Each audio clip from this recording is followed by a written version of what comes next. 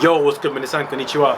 Today I want to talk about my language progression so far in 2021. I haven't done a video about this in a few months now, but I specifically also want to talk about the use of media in language learning, so animes and shows, etc. My Japanese is getting better, and I feel like I'm at a low intermediate level, and I can speak relatively spontaneously about very basic stuff, but I can understand a lot more, and I'm happy with that big difference in understanding and speaking. So as it stands now, I'm still using Glossika as my primary resource to study, and so I think I completed it around 100,000 reps, and so now I'm at 110,000 reps now. And the good thing about my situation with Glossika now is that I can sentence mine under my ref a lot more easily than I was before. When I'm cycling and weather's getting better as well, I can just listen to it, just sentence mine under my breath, and don't worry about a sentence that doesn't make sense and taking out my phone and just having to go through it.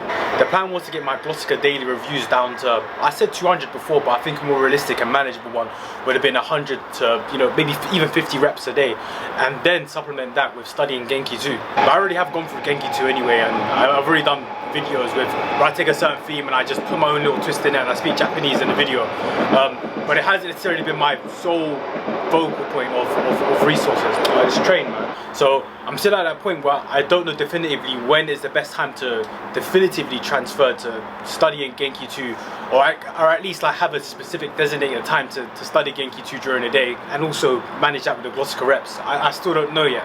So until now, well, for now, I'm still going to be using Glossika. I'm still going to be just knuckling down them reps until I can say for like a week straight that it's only going to be like 50 or 100 a day that are required of me.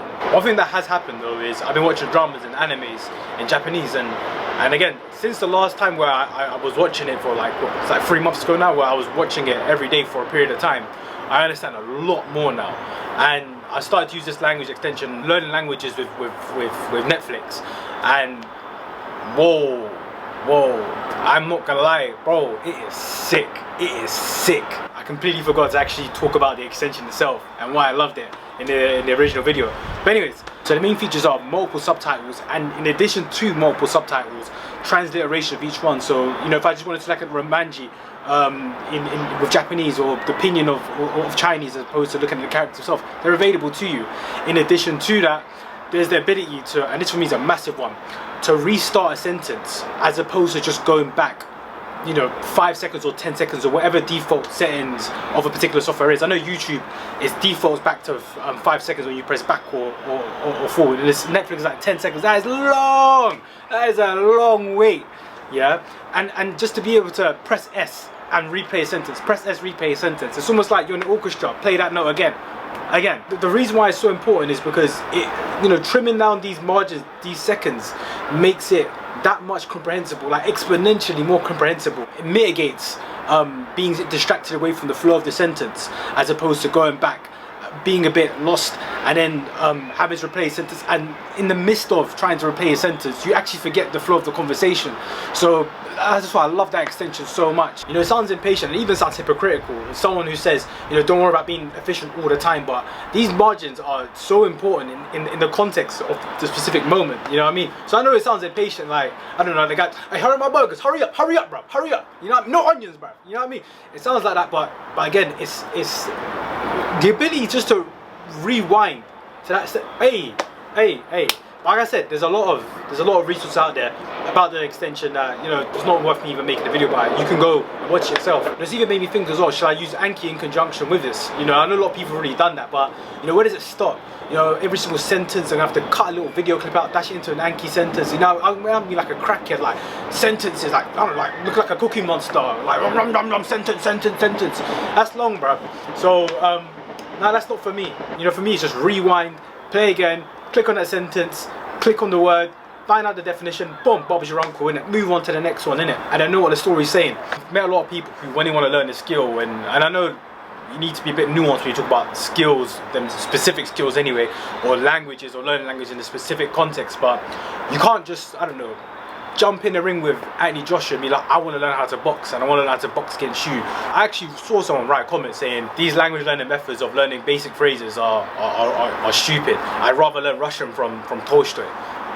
Bro, that's the dumbest thing I've heard. You're gonna start learning Russian, you're gonna skip hi, how about you, so straight to Tolstoy novels. Like, are you trying to, that's arrogant and ignorant at the same time, innit? And that's not to fetishize the hard work, saying, you know, I worked hard, you know, I grinded, and now I can understand certain anime things. I now understand this, now I can understand that. Now I can watch like Great Pretender. That's the anime I was watching. It was actually kind of sick, you know. I'm kind of annoyed, like they showed Notting Hill, yeah, in the video. I was like, oh, Notting Hill, yeah, well, okay, like, take a trip to Grove, innit? Like, just go down the road, man, like Grove, innit? Like Grove, innit? Yeah, but nah, they didn't. But anyways, that groundwork is necessary, and again, not to fetishize hard work here, but it is the reality. But then again, I don't want to be obsessed about trying to squeeze out every single moment of my day and use it for productivity. You know, that's just whack, bro. That's whack.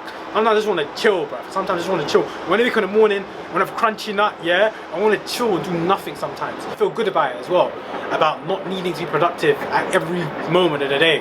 You know, it's a difficult one because when you're intuitively and subconsciously learning a lot of things through media, it's hard to measure, and so you don't know definitively how much value it has.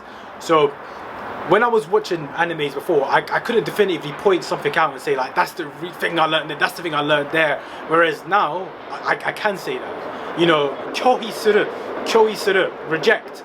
You know, I learned that from anime. And there was a lot of things that I was watching in The Great Pretender that I went back to then, you know, reviews things in Glossika, and particularly some of the sentences I favorited made a lot more sense now. It made sense. And I was like, oh snap.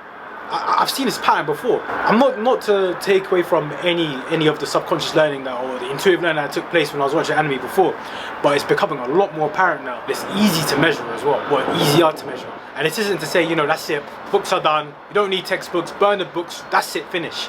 And a part of me that wants to do that, and it's a legitimate thing to take into account, is I enjoy it. You know, not burning books. I'm saying I enjoy the process of just watching programs, and I really enjoyed Great Pretender. I enjoy watching, you know, Tokyo Midnight Diners. I enjoy it. You know, you want to believe it. You want to believe that it is helping you. The same way again, going back to the example.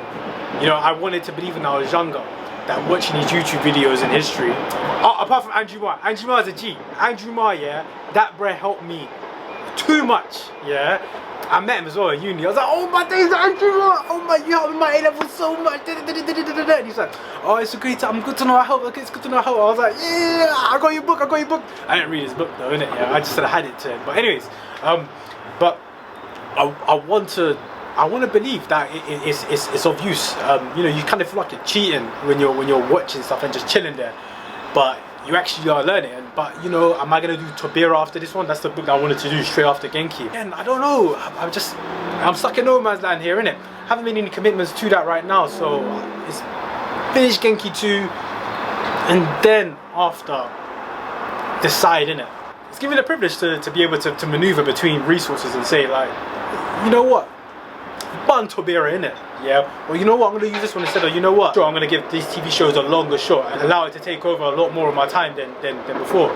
So yeah, it's a good position, man. I'm in a good position. One big event happened for me recently as well was, and it might not necessarily be a big event for other people, but for me, it signified a big, intuitive, see, I told you, power intuition is sick kind of moment.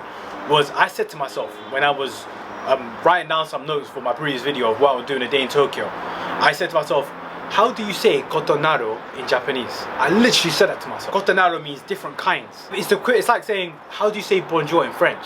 I just naturally, it just came out. And again, for me, I just saw it as extra proof that the power of intuition is always steps ahead of your theoretical mind. You know, sometimes your theoretical mind would be like, hey, come back. Like, that's grammatically incorrect, yeah. But generally speaking, man, intuitive understanding and intuitive ways of learning are just superior. They're superior, man. Recently as well, I was just out and about, and it was a sunny day, and I just saw like a Japanese family outside of an ice cream shop, and I just started chatting to them.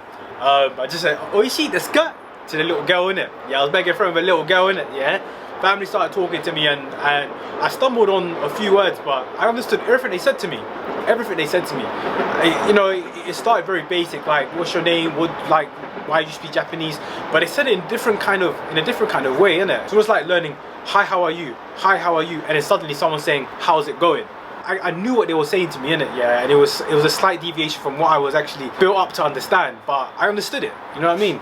And again, I'm glad to know that my understanding and my listening, understanding, comprehension is much better than my speaking. I slipped on a few words when I was talking to them. I even done a little joke in it, yeah.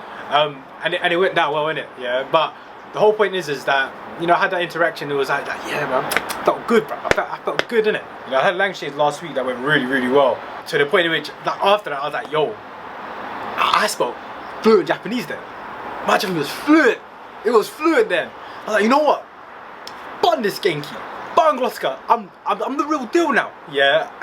And then yesterday, I spoke to the same guy. The way how my Japanese just turned into pigeon. It was pigeon the whole time. It was whack. And I was like, yeah, man. That I was on a high then. That I was humbled, nice. And then just in the midst of it, I just stopped for a minute and I was like, bro, man, I just need to go to Japan, man. I don't know how. I don't know in what capacity, but it just needs to happen, innit? It just needs to happen because, you know, for every moment of studying I do here, like, it could be amplified by me actually being out there and actually living life, innit? Man, it's long. And then I start watching all these videos about I saw everything and I start traveling the world and then they're in Japan now and they're living life and I'm like, that's only me and I'm gonna be speaking Japanese and then wait, hold on. Oh wait, life. Oh wait, hold on, pandemic. Oh wait, I can't even go overseas. Oh, now I feel like crap. Oh man, all of that manifesting, this manifesting, that is flat earth times 10, bro. I hate it, bro. It's a day manifesting my travel. Oh, I need a shotgun, bro. But yeah, long story short, my Japanese is getting better, and you know, I feel like I'm at a low intermediate level, and I can speak relatively spontaneously about very basic stuff. But I can understand a lot more, and I'm happy with that big difference in understanding and speaking. But yeah, I'm enjoying it, and so we'll see how I go in the next few months. Arigatou gozaimashita.